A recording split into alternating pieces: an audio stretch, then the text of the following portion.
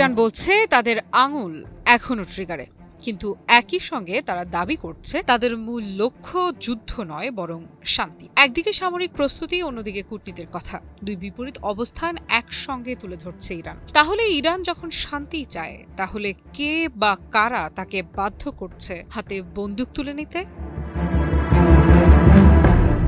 সম্প্রতি ইরানের সরকারি মুখপাত্র ফাতেমেহ মোহাজ্জেরানি সংবাদ সংস্থা ISNA কে দেয়া এক সাক্ষাৎকারে বলেছেন, বিশ্বের সবচেয়ে শক্তিশালী সামরিক শক্তির বিরুদ্ধে টানা 40 দিন লড়াই করেও ইরান এখনো আলোচনার পথ খোলা রেখেছে। তার ভাষায়, আমরা ট্রিগারে আঙুল রেখেছি, কিন্তু সমাধানের অপেক্ষাও করছি। এই একটি বাক্যই এখন বিশ্লেষকদের আলোচনার কেন্দ্রবিন্দুতে।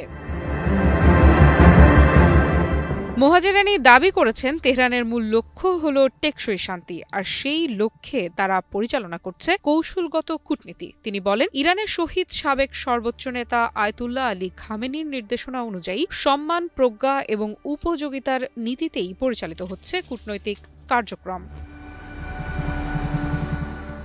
কিন্তু বাস্তবতা হচ্ছে, পুরো মধ্যপ্রাচ্য এখনো অস্থির। যুক্তরাষ্ট্র, ইসরায়েল এবং ইরানের মধ্যে টান টান উত্তেজনা এখনো পুরোপুরি কমেনি। আর এই অবস্থায় ট্রিগারে আঙুল কথাটি নতুন করে উদ্বেগ বাড়িয়েছে আন্তর্জাতিক মহলে। বিশেষজ্ঞদের মতে, ইরান এই বার্তার মাধ্যমে একসঙ্গে দুটি সংকেত দিতে চাইছে। প্রথমত, তারা যুদ্ধের জন্য প্রস্তুত। দ্বিতীয়ত, তারা এখনো আলোচনার দরজা বন্ধ করেনি। তবে সামরিক উত্তেজনার বাইরেও আরেকটি বড় ইস্যু সামনে এসেছে, ইন্টারনেট।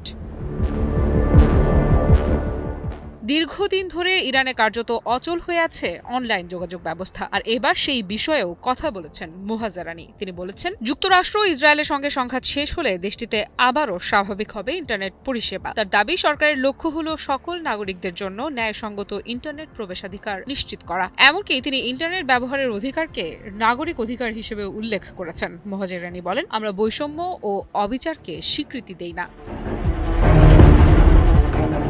কি বুঝলেন ভাই? অনলি যেটাই চাই। কিন্তু এখানেই তৈরি হয়েছে নতুন বিতর্ক, কারণ আন্তর্জাতিক সংবাদ মাধ্যম আল জাজিরার তথ্য অনুযায়ী গত 28 ফেব্রুয়ারি যুদ্ধ শুরুর পর থেকে ইরানের লাখো মানুষ মূলত 74 দিন ধরে তীব্র ইন্টারনেট বিচ্ছিন্নতার মধ্যে রয়েছে। প্রতিবেদন বলছে, দেশটিতে এখন মূলত সরকার অনুমোদিত ওয়েবসাইটগুলোই ব্যবহার করা হচ্ছে, অর্থাৎ সাধারণ মানুষ কার্যত বৈশ্বিক অনলাইন জগৎ থেকে অনেকটাই বিচ্ছিন্ন। এতে ব্যবসা, শিক্ষা, যোগাযোগ সবখানেই তৈরি হচ্ছে বড় ধরনের চাপ। তবে ইরান সরকার বলছে, পরিস্থিতি স্বাভাবিক হলে ধীরে ধীরে সবকিছু আবার আগের অবস্থায় ফিরবে। আর এখানেই বড় প্রশ্ন, সেই স্বাভাবিক পরিস্থিতি কবে আসবে? আফ্রিদা ইফরাত, নিউজ 24।